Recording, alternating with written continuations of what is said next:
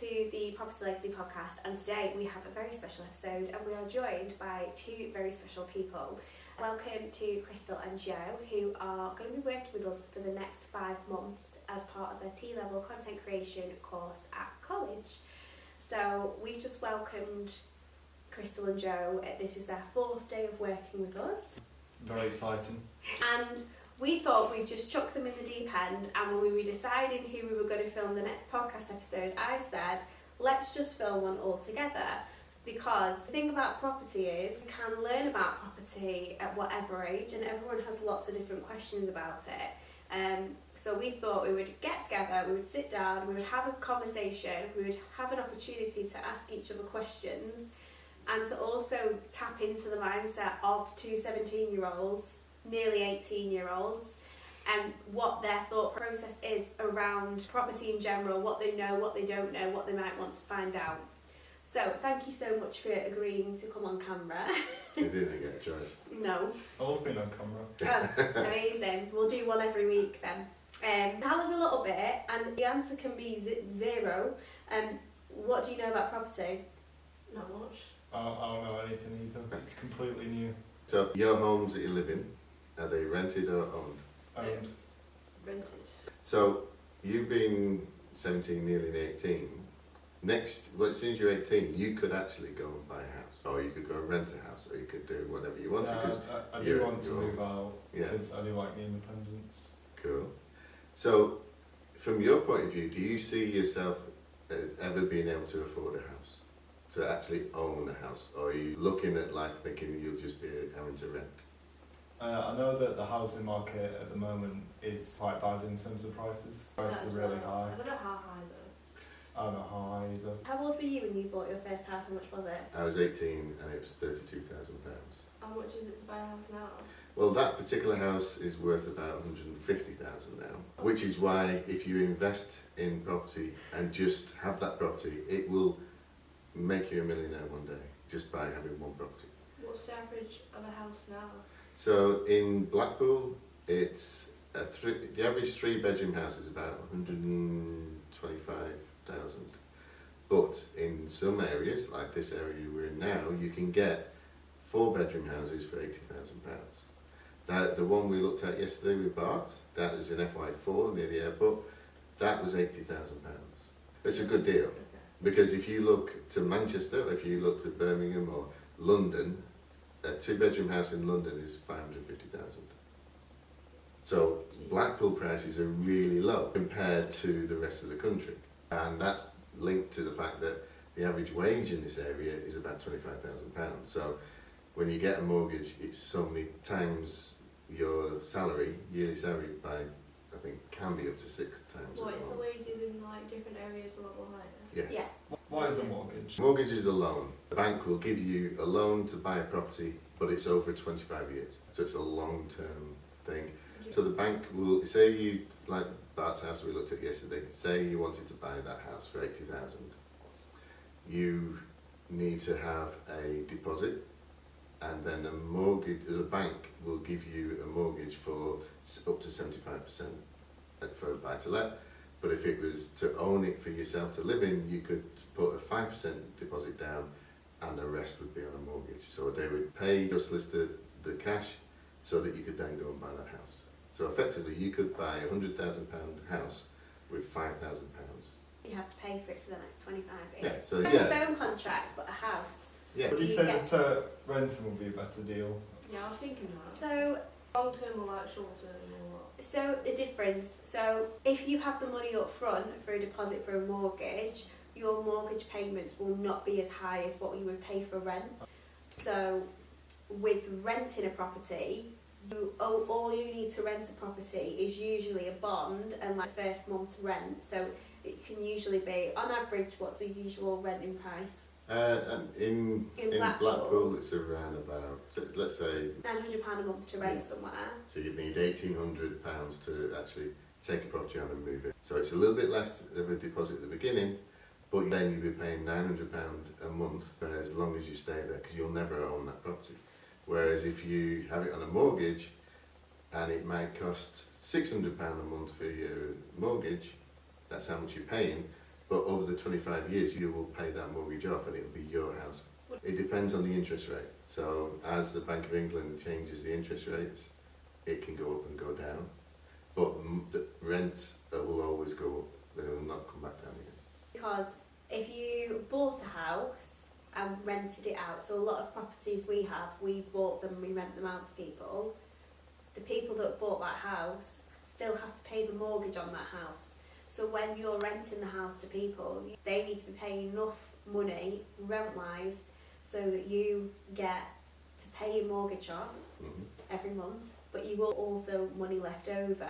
But as somebody that owns a house that other people rent, you have to bear in mind the money that you get from them. If something breaks in that house, you're responsible.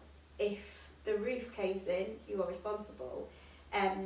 If anything happens and someone's renting your property, it's your responsibility to fix the problem. Whereas if you get a mortgage and buy your own house, you get all of the issues that come to you as well. So if something goes wrong in your house, if your roof caves in, you have to pay for it. Obviously there's insurance and stuff like that, but that's a big difference as well. Yeah. So if you're renting a property and the roof leaks, then it'd be your landlord that has to repair the roof. Yeah. So you wouldn't have to have all those kind of extra fees. But after 50 years of renting a property, you still would be paying the rent every single month forever. Whereas if you pay the mortgage off, then you'd stop after 25 years paying that, and it'd be yours forever. So and every 10 years on average, house prices in the UK doubles. So like we said at the beginning, when I was 18, bought a house for 32, 35 grand, something like that. And that house now is worth 150. So that's doubled a few times. And I know I'm old, but it's doubled a few times. But effectively, if you had a £200,000 house today, in 10 years, that'd be 400. In another 10 years, that'd be 800,000. So in 30 years, it'd be worth over £1 million.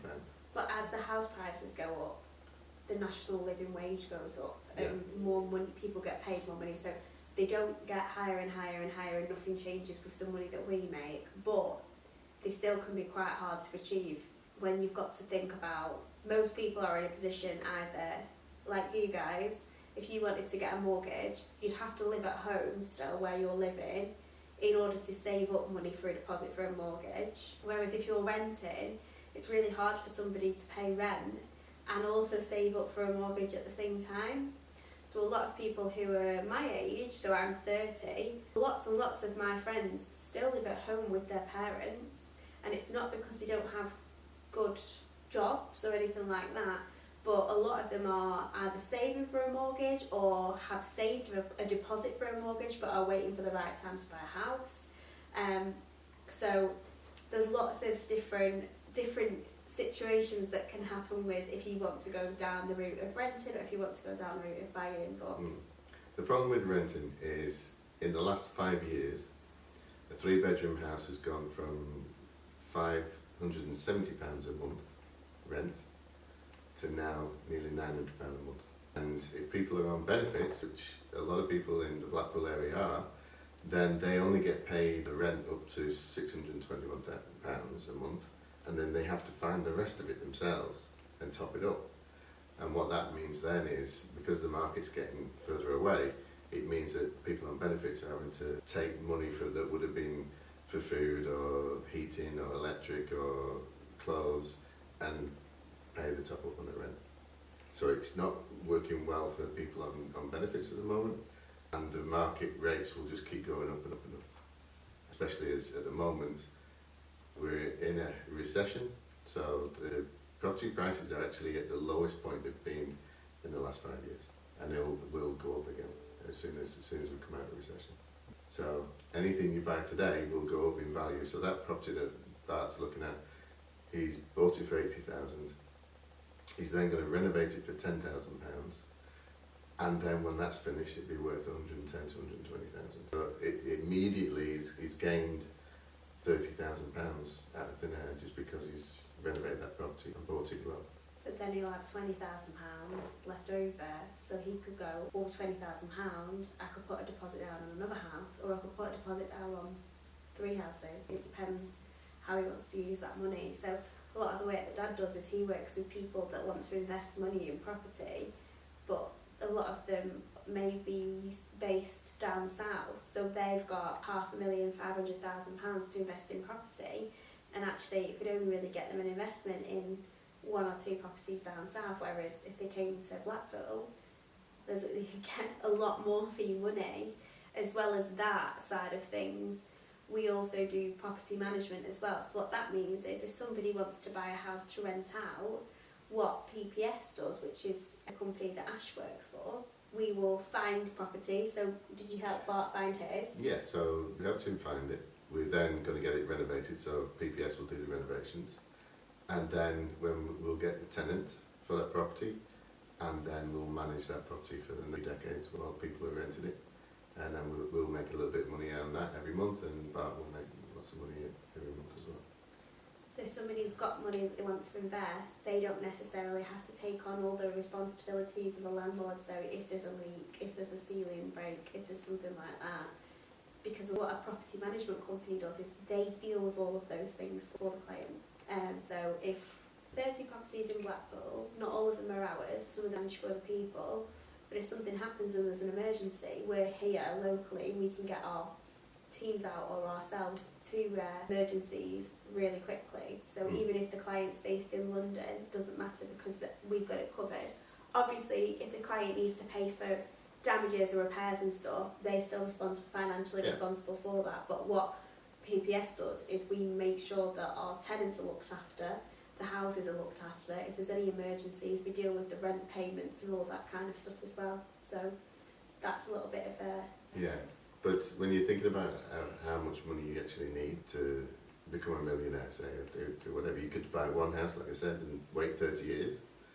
Or, like I did, I went and bought properties, but using other people's money. So we got an investor to give us some money for the deposit, mortgage for the rest.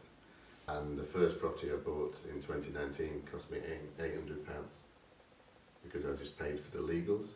I borrowed the money for the deposit and I borrowed the mortgage for the rest. And then that property brings in about £500 a month profit every month.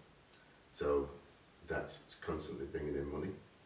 And over a 3-year period, I built a portfolio of £1.3 million worth of property, and I spent less than 20 grand of my money because I used other people's money. So there's a lot of people out there with cash that wants to invest their money, because in the bank they'll get 2 or 3%, but if they give it to me, they'll get 8 to 10% return.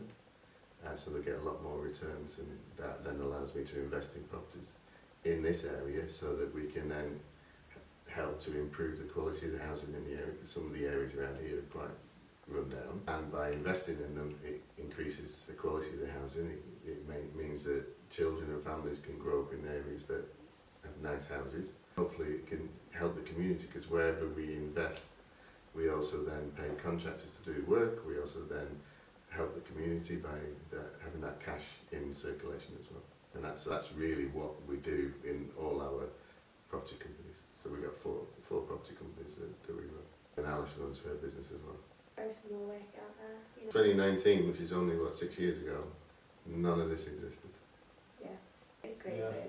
So it's working the Sellafield up in Cumbria, so I'd be working away all the time, and then I'd be here a couple of days, then back to Sellafield, and here a couple of days. So I worked for Sellafield. So Sellafield is a nuclear power station, and where it was the first nuclear power station in Europe. It's like home since Yes.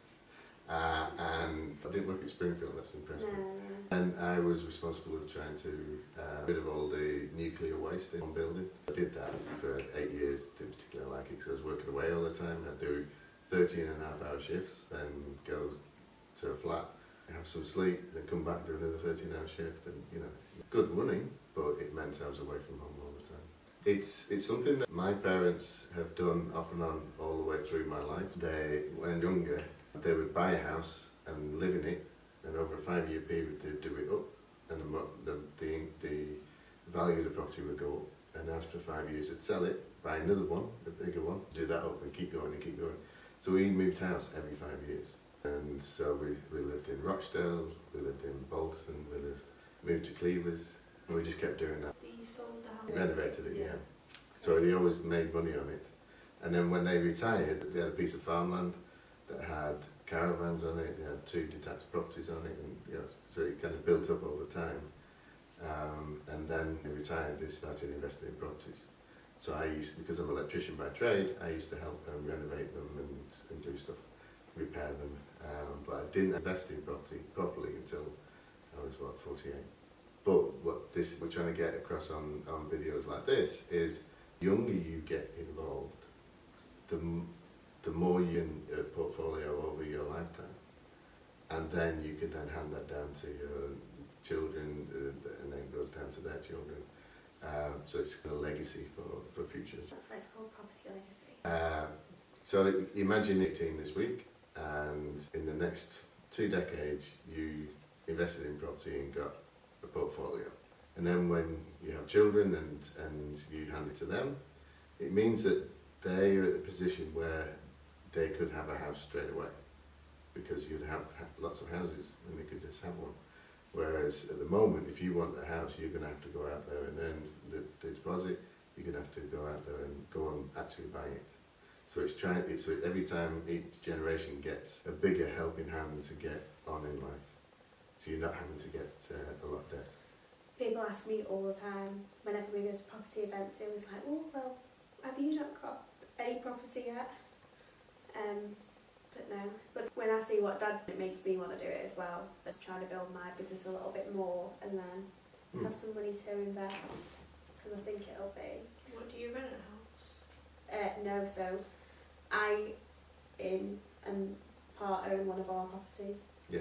So we're in a very fortunate position, because security of them being our homes. It's very nice. But that's done the work to be able to make that happen. Whereas if Dad was still renting a house or wasn't owning a house, he wouldn't have the ability to give us the security of a home lot for ourselves. So because I retired from working for a living, so I don't work for anybody anymore. Officially, I'm unemployed. But I have the properties, I have the companies and things like that. When I retire and stop working, then my daughters will go with the companies and carry on operating them. And then it'll just be handed over and handed over. Generations to come, there will be people doing this work. Which is why we had the podcast, why I created the podcast, because it's a way, when I started doing the marketing for Dad, I didn't know anything about property. I actually know a bit about it now, but it's from us sitting like this and chatting about it and asking questions, and questions that feel like really simple questions, like you asking what is a mortgage. There are so many people that don't understand what a mortgage is, so people could be listening to this. Like me, I didn't know what it was. And people that are my age in their 30s that don't understand, because they've always rented and their parents might have always rented, thinking about a mortgage being an option for them. So that's the thing as well, we could podcast so that people could be educated for free to find out more things, and it might be that you just picked up a little bit of advice on things, or something, you've learned something, or we've got people that actually will listen to this and then want to either work with us, either invest in a property and we look after the properties, or invest in coaching with Dad because they want to be in a similar situation to Dad. So that's what I have it. What would the process be buying a house? Okay, so the process, first of all, you've got to make sure that you can get a mortgage. So you'll need to have wage slips or proof of what income you have. And then you go and speak to a mortgage broker. So somebody, just basically, it used to be like a bank manager, but now it's independent brokers. And we'll look at your finance records and your wages, and then calculate how much you could get a mortgage for. So generally, at this moment in time, if you were on, say, £25,000, £30,000 a year, it's 30, and they said, right, you could have up to 150,000 as a mortgage, because that's less than 6 times your wage. Okay, so 6 times is a lot higher than 150. So they were decision in principle that you could have a mortgage up to that amount. Then you go looking at houses that fit within that budget. So around here, you could go and buy a house on Claremont, or you could go and buy a house in Leighton or Cleveland, anywhere you wanted, and you look for properties that are probably the what is nice on the street that could do with renovating, but then you can see that the nice on the street, how much they sell for, and see that the difference, you know, so 80, 120,000, and you could literally, by buying a house and spending 10 grand to renovate it, you could then create the value of that £120,000 house, and that's then your money. It's just equity. So once you find a property, you then offer. So if it was up for 80,000, you could say, well, I only want to offer 70,000. You don't have to offer what the asking price is. It's just an asking price, and the value of the property is only what somebody will pay for it, not what somebody says it's worth. They go, well, it's been on the market for 6 months, I'm only going to offer 70,000 or 75,000, and they may accept that, and you buy it for 75,000, so you saved yourself money already. Once it gets accepted, your offer, you then talk to your solicitor. So majority of the time you don't have a solicitor, so you just go and find a solicitor. The solicitor is a legal person who will then look after the contracts of buying the house and make sure that you are being after from a legal point of view. Not going to buy something that there's a covenant or something on the property that says you would have to pay an extra 50,000. So there's things in contracts over the years that are in there and left in there that could be a problem for the future. So the legal side is all looked after by a solicitor. And then they talk to the solicitor of the person you're buying off. They sort out the contract between the two of you. And then you then sign the contract and exchange contracts. So you both have contracts with both signatures on. And then from that day, you own the house. How long do you think the process is on average of buying a house? Is it going to get like 2 years? No, it feels that long at Yeah. times. Oh. Normally the actual solicitor takes around about 16 to 18 weeks. Okay. So it's still 4 months plus. But you could find a property today, and in 4 months' time, 4 to 5 months' time, you'd have the keys. The big thing that can stop that is something called a chain. So if you into a house, but the house that you're moving into has people living in that house, and they need to move to another house, and then the house that they're moving into has people living in it, and they need to move to another house. That's what a chain is. So sometimes there can be a chain of 4, 5, up to 10 properties, and you will have to decide on one day that you're all going to move on the same day. But if one of the properties, or if you've got a chain like this, and this house here, that for whatever reason the sale falls through, if you had a date you were going to move, if one thing in the then no one can move house until it gets sorted out. So that's something that can massively delay people. It must be frustrating. Yeah, they say moving house and divorce is the most stressful times of your life. I know, because I've done a few houses and I've been divorced twice. So yeah, I know, with a lot of experience in that area. So yeah, so it's that can put a lot of people off. Whereas simply just renting a property, it's very straightforward. You would go to an estate agent that has properties for rent. You would see at the mall, see which ones you can afford, and then you apply. So it's a lot shorter process. You could be in a property within the next 3 to 4 weeks. But also, if you're in a property, a landlord could turn around and say, I'm giving you 3 months. Wouldn't it cost more to mum renting, like over time, Yeah. Yeah. buying a house? Yeah. So if you say you're paying £1,000 a month, which is the average for a 4-bedroom house in FY1, and you did that for 25 years, then that's going to be more than the value of the property. How much would that be? So if it was £1,000 per month, that's 12,000 a year. So 10 years would be 120,000. Yeah. You could buy a 4-bedroom house for 80,000, and then another 10 years it'd be 250,000, and it goes on and on and on. Oh, so it wouldn't be in the millions, but It wouldn't be in the millions, but you'd have spent all that money. So you can imagine you're going to work, you're earning that money. So you can imagine you're earning 30,000, 25,000, whatever it is, or more, but you're paying £1,000 a month. Yeah. And that's not including any increases in the every year. Which do go up. Yeah. How much by every year? Some areas have been as high as 14%. Some areas have been around here. It tends to be around about 3 or 4%, 5%. Which, if you're paying £700, that would be £35 extra per month you'd have to then find. Yeah. And obviously when the rents go up, everything else is going up as well, like gas, electric, Wi-Fi, all of those other things. You don't just, when you go move out into a house, you don't just pay the mortgage or the rent, you have to pay for all the bills, Council tax. council tax. So And then you feed yourself, You and feed clothes yourself, yourselves, and, yeah. you know, so it'll disappear very quickly. Takes a lot to live. Well, It to does. live. Yeah, yeah. It probably sounds like a stupid question, but when you buy the house, do you have to pay like the gas and electric separately? Or Yeah. Yeah. So whether you're renting or buying the house, you still have to pay for all the Yeah, I utilities. I thought that it was already covered when you I kind rented. of thought that. with them will have certain stuff included. So included in the rent will be electric or gas or something like that. But literally every apartment is different.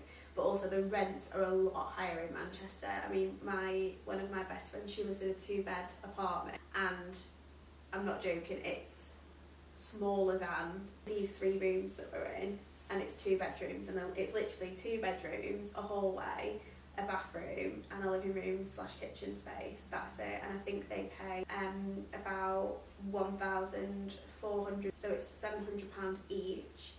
Then you've got to paying the bills. Yeah, so not everything's included, like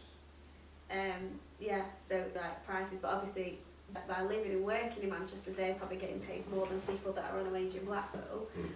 So the price is up depending on area, but it's also depending on what the average income is and stuff like that. But yeah, it does cost a lot of money to actually live, and I think when you're younger and you're living at home, you don't actually realise it. And when I moved out into my first house when I was 22, so it's just before I had my daughter, and we moved in.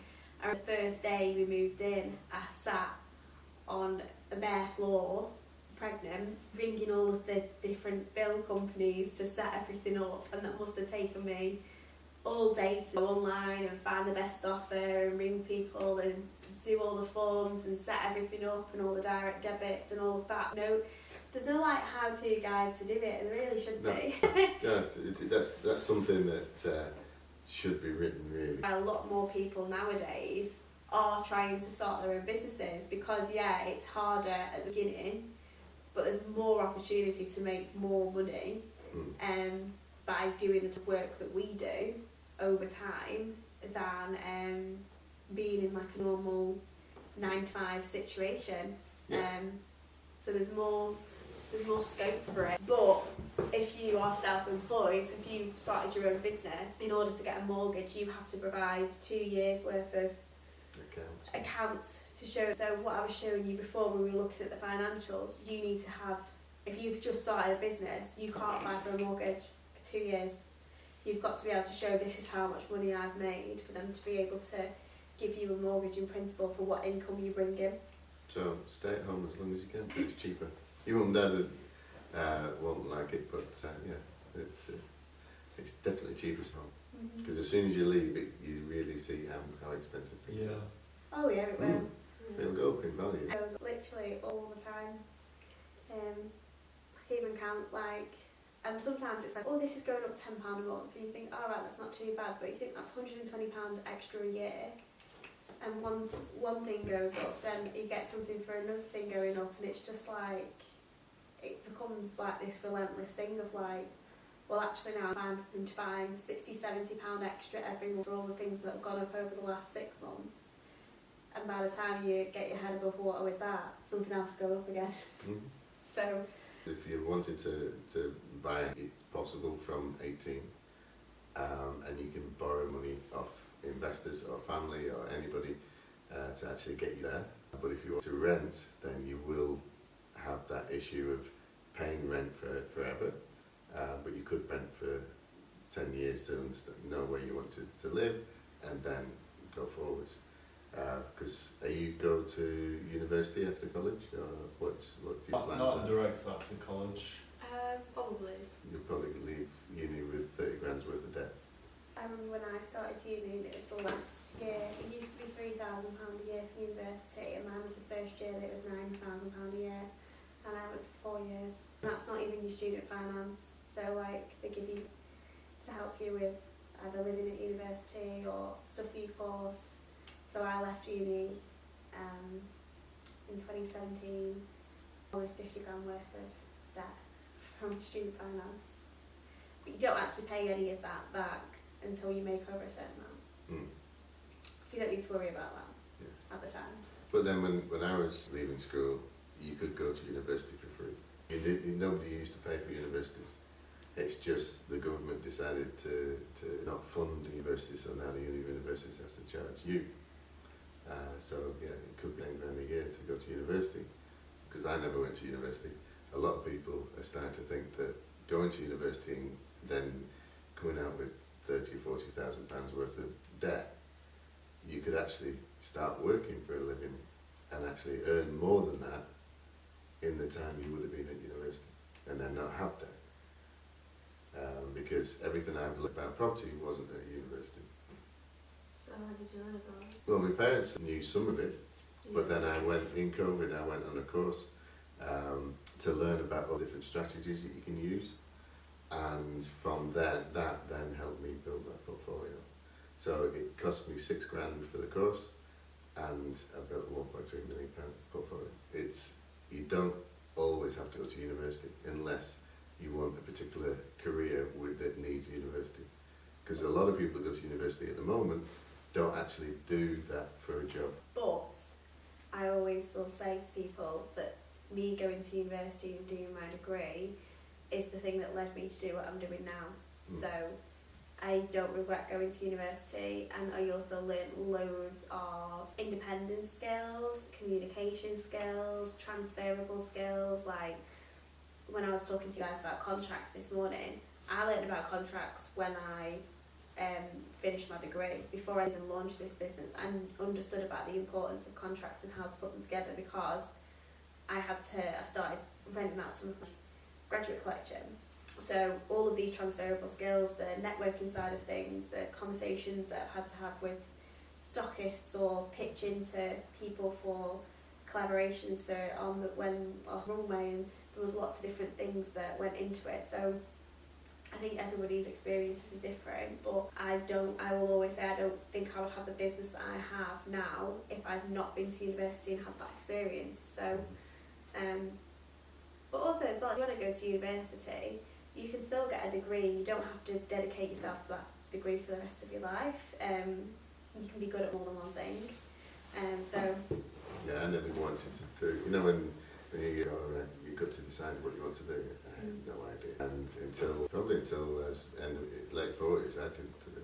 I just went from job to job, whatever took my fancy, whatever I thought, yeah, I could do that. So you don't have to kind of conform to everybody else at university and college to go and go. You have to decide now what you're going to do for the rest of your life, because that's just ridiculous. You know, it's like with fashion. What you're wearing today will not be in fashion in 6 months' time, never mind next year. So if you were to decide to only wear a certain fashion for the rest of your life, that would be very difficult to do, wouldn't it? So why would you do that for work? Because you might start working and hate it. It's very difficult to ask anybody to what they want to do for the rest of their life, never mind somebody that's just left school. The more that you grow up, the more you realise that all the adults in your life, no one actually knows what they're doing. Yes. Everyone is just winging it. I remember being your age and thinking everybody that was an adult had their lives together and knew what they were doing, and I can confirm that nobody does. Everyone is just getting by. The 5 daughters me and Debbie have, all of them hate adulting. They'd rather not do the adulting bit and just be a kid again. I am one of those people, as a 30-year-old woman, if there's a crisis, I'm looking for an adult in the room. I'm not the adult in the room. I can be the adult sometimes, but I choose not to be the majority of the time. I quite like just not having that responsibility. But yeah, no one is ever capable of knowing, or a lot of the time we are just winging it. and we are just trying to all figure it out every single day. I realised that more when I became a mum, because I used to think, oh, parents know everything, and then when I was like, oh my god, I know nothing, oh my god, my parents, they didn't know anything. So you can be a lot more forgiving as you get older, as you grow up. Right, so thanks for today. It was a nice discussion, trying to find out what everybody thinks from younger generations to the older generation, and that's myself, obviously.